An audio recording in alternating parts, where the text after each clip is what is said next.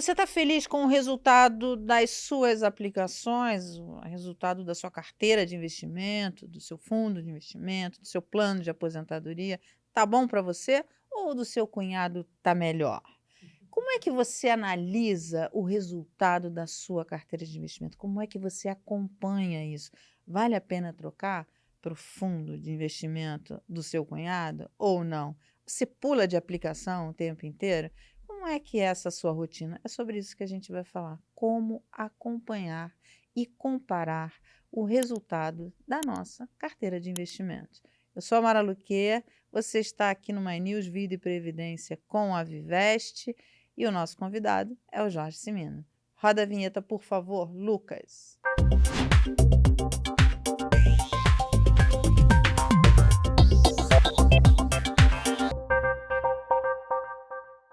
Cimino, muito obrigada por aceitar mais este convite. Quando você vê a sua carteira rendendo menos que a do seu cunhado, você troca de aplicação? Não? Não, eu acho que nessa questão de acompanhar a rentabilidade dos investimentos, tem que ter sempre aquele sangue frio, né? Serenidade é uma boa conselheira. Acho que a primeira coisa, ainda mais quando você está falando de investimento Longo prazo. como previdência, que é longo prazo. Então, a primeira coisa é escolher um período, né? Eu diria de pelo menos 3 períodos, 1 ano, 3 anos, 5 anos. Agora, mesmo você escolhendo um período mais longo, vamos supor 3 anos, né? Que é um período razoável. Não é um longuíssimo prazo, né? Não são 10 anos, mas é um período razoável. Agora, é preciso entender, por exemplo, nesses 3 anos, o que aconteceu nesses 3 anos. E eu vou dar um exemplo que é recentíssimo, né? Vamos pegar o triênio 2020, 2021, 2022. Né? O que aconteceu em 2020, 2021, 2022?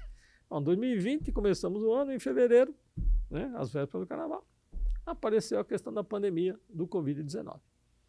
E foram aqueles primeiros 6, 7 meses. Que ficou tudo fechado. É muito complicado, porque, né, Ficou tudo fechado e ninguém sabia o que estava acontecendo. a medicina não sabia como lidar com aquilo, né, a letalidade da doença foi incrível, tal. Bom, aí no final do ano deu uma melhorada, né? Só que em 21 teve um repique, as pessoas esquecem disso, parece que foi tão, né? Mas teve um repique da contaminação. Mas, da metade de 21 para o final, acho que agora temos as vacinas, assumimos o controle relativo da questão. Ok. Só que aí começa 22. Aí começa 22, parecia ser, né, vamos voltar à normalidade. Aí quando chega no dia 24 de fevereiro de 2022, a Rússia invade a Ucrânia, né? E aí os preços das commodities disparam, aí falta chip para a indústria automobilística. Meu Deus, que loucura, né? Sem as questões geopolíticas, entendeu? Bom, então se você pega o triênio 2020, 2021, 2022 e for olhar o comportamento dos ativos financeiros locais, é impressionante como eles foram, vamos chamar assim, maltratados, né? Então, você pegar a Bolsa, por exemplo, nesses 3 anos, a rentabilidade nominal da Bolsa nesses 3 anos é negativa em 5%, 5 ou 6%. Né? Ela subiu um pouquinho em 2020, caiu 11,5%, se a minha memória não falha, em 2021, e subiu 4,70% em 22. Então, nesses 3 anos, a Bolsa teve uma rentabilidade nominal negativa ao redor de 5, 6%. Mas não foi só isso. Mesmo as NTNBs, se você pegar o IMAB, né, que é o índice que acompanha todas as notas do Tesouro Nacional da série B, que é IPCA. Muito bem. A rentabilidade foi baixíssima no triênio. Foi baixíssima. Então, assim, foi um triênio terrível para os ativos financeiros em geral. Estou pegando 2 aqui. Né? Pouca coisa. Se você pega o CDI, por exemplo, né? Por conta da pandemia, né? O Banco Central reagiu, junto com os outros incentivos fiscais, e colocou o CDI em 2%. Né? Em 2021, se a minha memória não falha, a Selic acumulada do ano foi 4,42. 4,42, em 20 foi 2,50, alguma coisa assim. Né? E em 22 aqui voltamos à normalidade, digamos assim, foi 12,39. Então, assim, foi um treino terrível. Aí você fala assim, não, mas eu tô olhando 3 anos, né? Que é um período... Sim, mas o que aconteceu nesses 3 anos? Então, assim, é uma combinação de prazo, então necessariamente sempre um prazo mais longo, 3, 4, 5 anos, mas tem também que construir um juízo de valor sobre o que aconteceu naqueles 3 anos. E, complementarmente, olhar a composição das suas carteiras. É uma coisa difícil de fazer, não é trivial. Mas eu vou fazer aqui uma metáfora simplória, né? Assim como ninguém faz um bom prato sem bons ingredientes, você não faz boa rentabilidade com ativos ruins. Né? Então, assim, olhar a qualidade dos seus ativos. Às vezes o ativo é bom, mas tem um período ruim.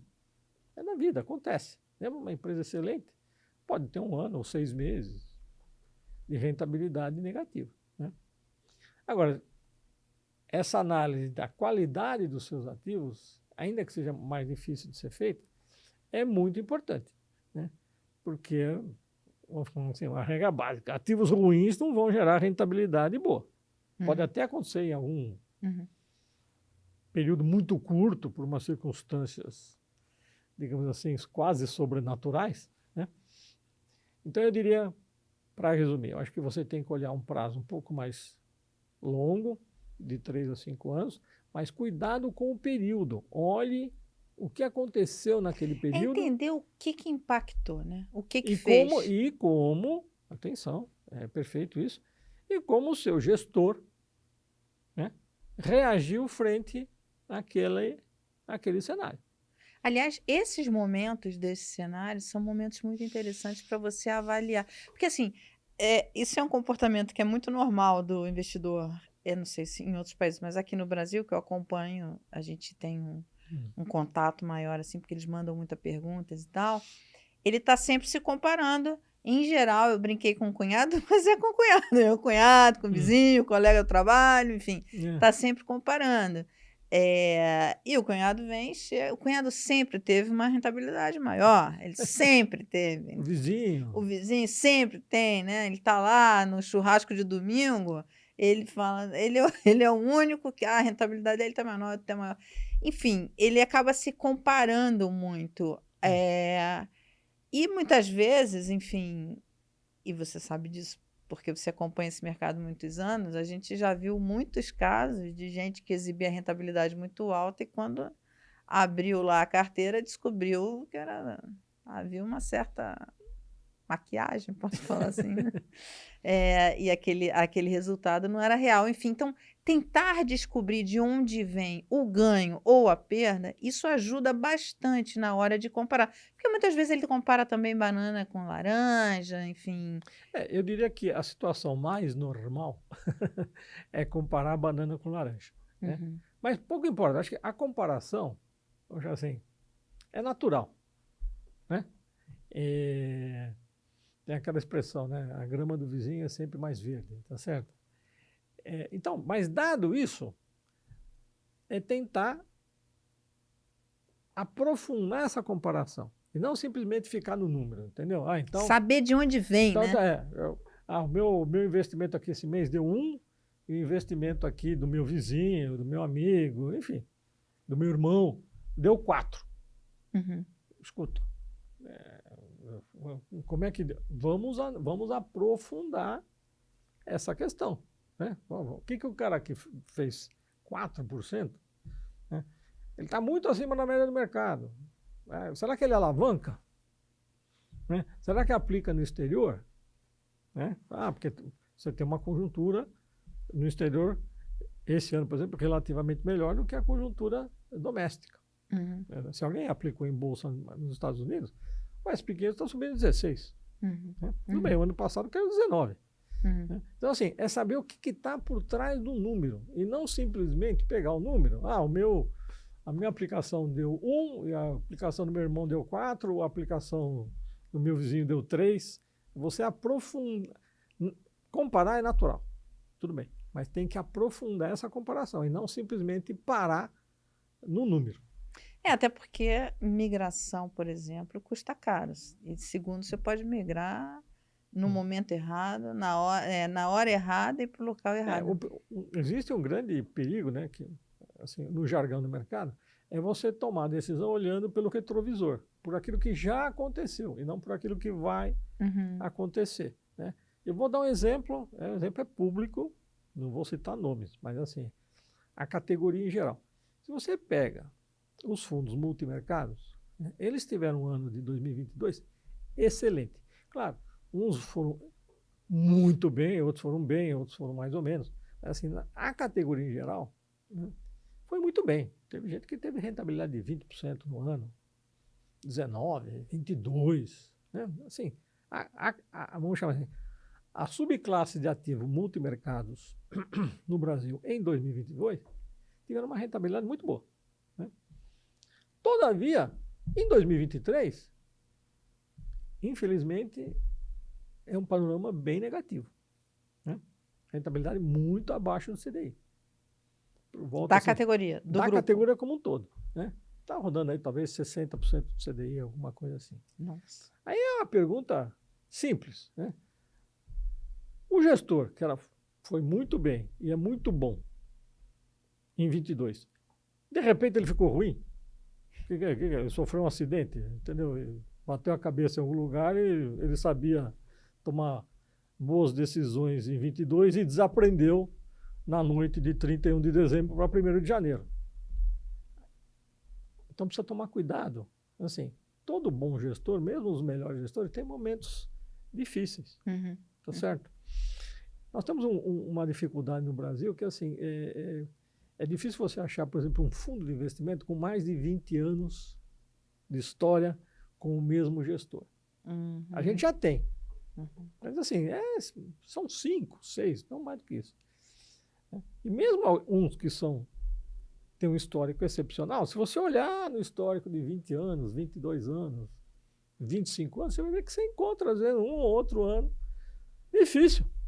Né? Um ano de rentabilidade que deixou a desejar. Né? Então, assim, a comparação é normal, tudo bem. Tome cuidado, porque normalmente você vai comparar banana com laranja, porque um investe no exterior, o outro investe só no Brasil, um alavanca, o outro não alavanca, enfim, um toma mais risco, um toma menos. Né? Que é, por exemplo, uma maneira simples, olhar a volatilidade. Uhum. Né? Uhum. Você pode olhar a volatilidade e assim, eu apliquei num fundo aqui, só que a vol dele é 3% ao ano. Né? Tem um outro fundo que foi muito melhor, é o fundo do meu irmão, tal, não sei o quê. Deu 5%. Sim, mas a volatilidade dele é 12%. A volatilidade é a oscilação da cota. É a oscilação da cota. Ou seja, ele toma muito mais risco. Uhum.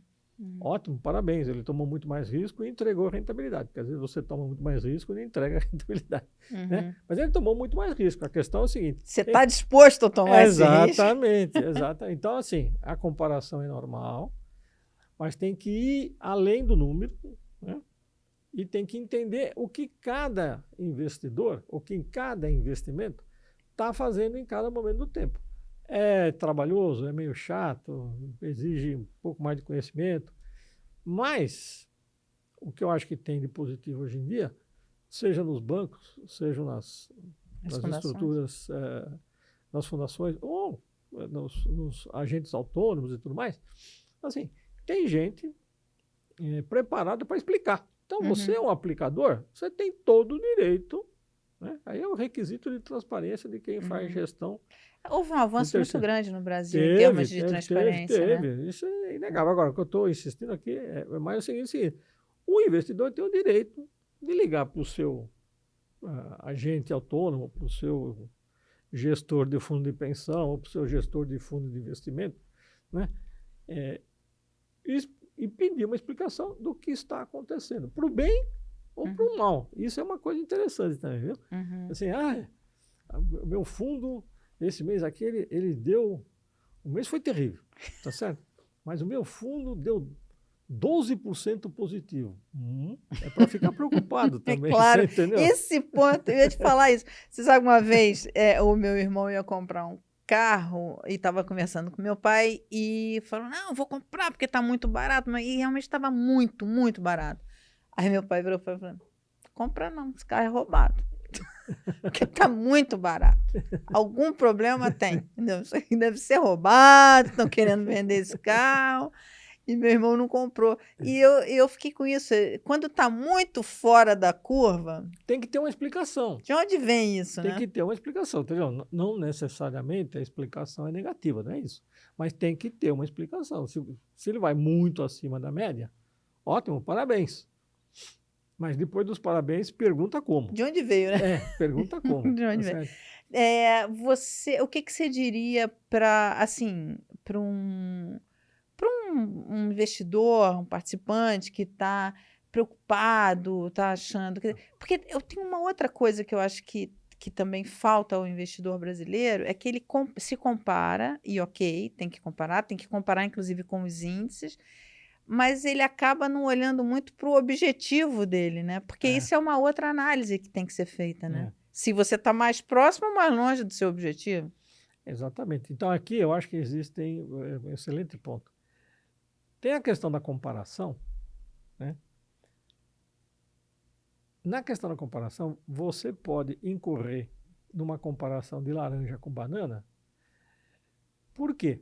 Porque o objetivo do seu irmão, do seu vizinho, do seu cunhado, é diferente do seu.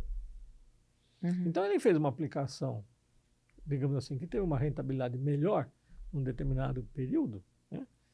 Mas por quê? Não é porque ele sempre tem aquela história da esperteza, né? É porque ele tem um objetivo diferente. Ele teve um objetivo diferente, né?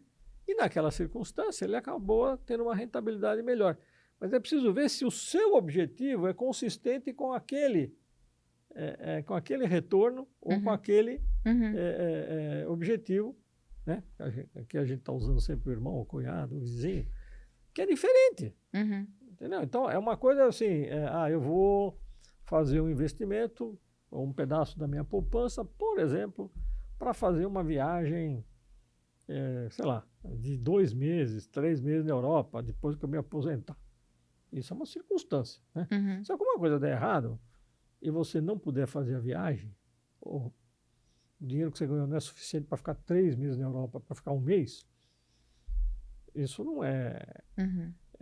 digamos assim, não muda drasticamente a sua vida, tá certo?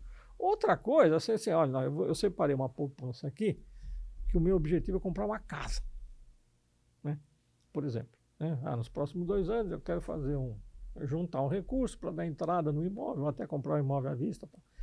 É outro objetivo, vamos chamar assim, é um objetivo relativamente mais nobre, né? Porque você não comprar casa é diferente de você não viajar. Com todo respeito a quem gosta de viajar, tá certo?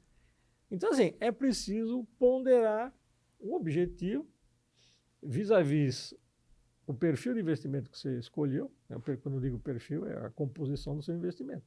Né? Antes de sair simplesmente fazendo a comparação, eu investi, meu investimento no passado deu 5% e do meu irmão, meu vizinho, meu cunhado deu 12%. Claro, tudo bem, ele foi melhor? Foi. Mas assim, qual era o objetivo dele? Qual era o perfil de risco que ele aceitou? Né? Então, assim, é esse conjunto de variáveis. Não pode... às vezes a tendência é ficar muito eu diria, uma forma simplória, sabe? Então é um número aqui com um número lá. E aí cai naquela armadilha que é um clássico, né? No Brasil e no exterior, é um clássico de finanças pessoais, que é o cara que vai perdendo, vai pulando e vai perdendo, vai pulando e vai perdendo, aí acaba não indo a lugar nenhum, né? É verdade, isso aí é um clássico. Isso é um clássico, né? Que tem aquele, mais um ditado antigo, né? Macaco que muito pula quer levar chumbo, né? Tá certo? Assim, você fica aquele ping-pong. Não, você tem que ter consistência do objetivo, consistência no acompanhamento. Agora, veja, não é que nada pode mudar. Mas antes da mudança, é preciso, de novo, entender o que aconteceu dentro da circunstância. Saber o que está fazendo. Exatamente. O resumo da nossa ópera é o seguinte, olha, compare sim, acompanhe sua aplicação e compare. Compare com os índices de mercado. Quer comparar com seu cunhado, com seu irmão? pode comparar, mas compare banana com banana, laranja com laranja. Entenda o que está sendo feito. Uma comparação simplista pode levar você a perder muito dinheiro. É isso? Tá certo? Exatamente. Até a próxima. Manda a pergunta pra gente. A gente se vê no próximo programa. Gostou desse assunto? Olha, tem mais na playlist da Vivest. Vai lá, confere.